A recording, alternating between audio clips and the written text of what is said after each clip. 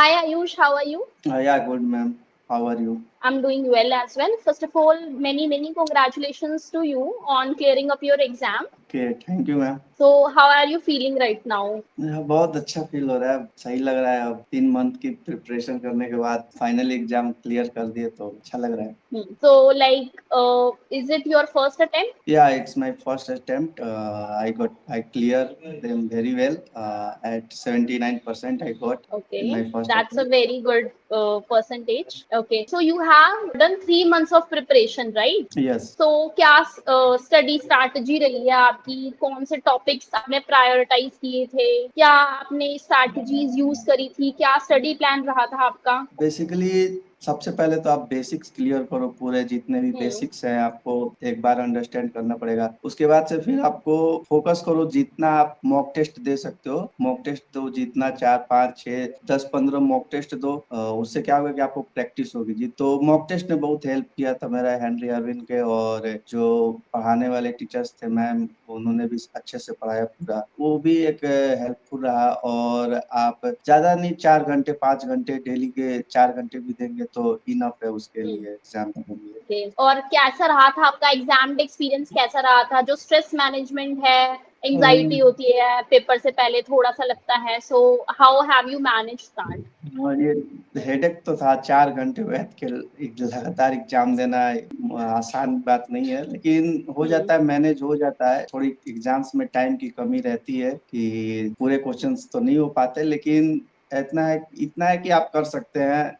अगर आप time management अगर सही से करते हैं तो आपका हो जाता है। तो आपने मॉक टेस्ट वगैरह भी प्रैक्टिस किए थे? जो प्रैक्टिस टेस्ट होते हैं, मॉक टेस्ट होते हैं एग्जाम से पहले? या हाँ हाँ, एग्जाम्स के पहले बहुत बहुत ज्यादा इम्पोर्टेंट होता है मॉक टेस्ट ही। मॉक टेस्ट क्लियर का, अगर आपका मॉक टेस्ट सही जा रहे हैं तो you can book your slot and give the exam. तो बेसिकली कितने मॉक टेस्ट दिए थे आपने, या राउंड ऑफ कितने एग्जाम्स की प्रैक्टिस करना जरूरी है? पहले एग्जाम से पहले कितने जो मॉक टेस्ट है उनके क्वेश्चंस की प्रैक्टिस जरूरी होती है, और कितने मॉक टेस्ट जो सेट्स पूरे होते हैं उनकी कितनी जरूरत रहती है to gain confidence, time management के लिए, या सब चीजें अडॉप्ट करने के लिए फ्रॉम द एग्जाम पर्सपेक्टिव? सबसे पहले तो आपको 4 5 मॉक टेस्ट तो करने ही पड़ेंगे। विद इन आप स्टॉप वॉच लगा लीजिए घर में, 4 घंटे में आपको 100 क्वेश्चंस करने हैं बैठ के। 4 घंटे लगातार बैठिए, 100 क्वेश्चंस अटेम्प्ट कीजिए, देखिए कि आप विद इन टाइम कर ले रहे हैं तो इट्स वेल एंड गुड। अगर नहीं हो रहा है तो आप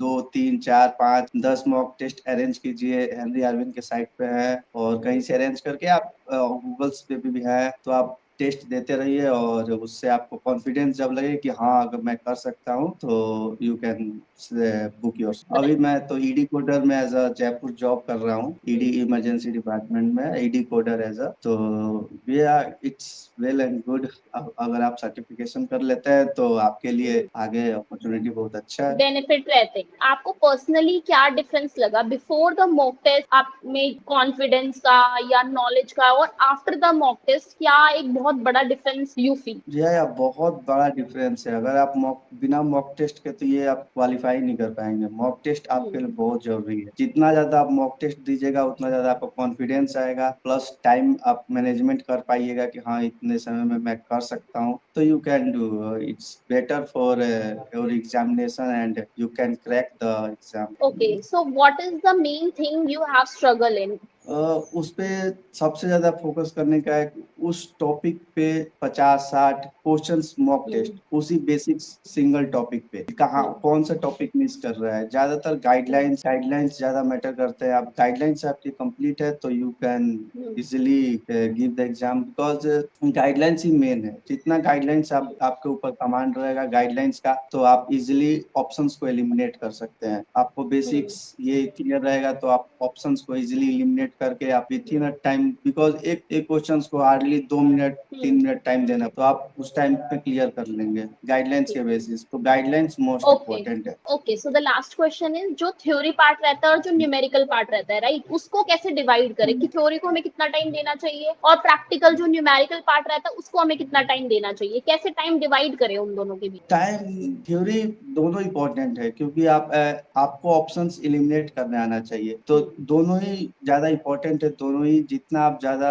मैं तो बोलूंगा दोनों को इक्वली टाइम दे तो आपके लिए बेटर रहेगा, क्योंकि एक दूसरे से वो जुड़े रहते हैं, तो आपको दोनों में इक्वली टाइम देना पड़ेगा। तो पहले कंसेप्ट क्लियर करने के लिए थ्योरी पढ़े और फिर उसकी थ्योरी के न्यूमेरिकल्स करें, you want to say that? Yes, yeah okay. Books को पूरा एकदम अच्छे से पढ़ लेंगे कौन कहाँ पे है, क्योंकि वहाँ पे बुक्स मिलते हैं, तो आपको पता होना चाहिए कि कौन से चैप्टर्स कौन से ये कहाँ पे दिए हुए हैं, मुझे मॉडिफायर्स में प्रॉब्लम, मॉडिफायर्स का सेक्शन कौन सा है, तो वो ज्यादा इजी बेटर वे में आपको समझ पाएंगे आप। Okay, thank you very much, Ayush, and once again, congratulations and all the very best for your future. Yes, thank you very much.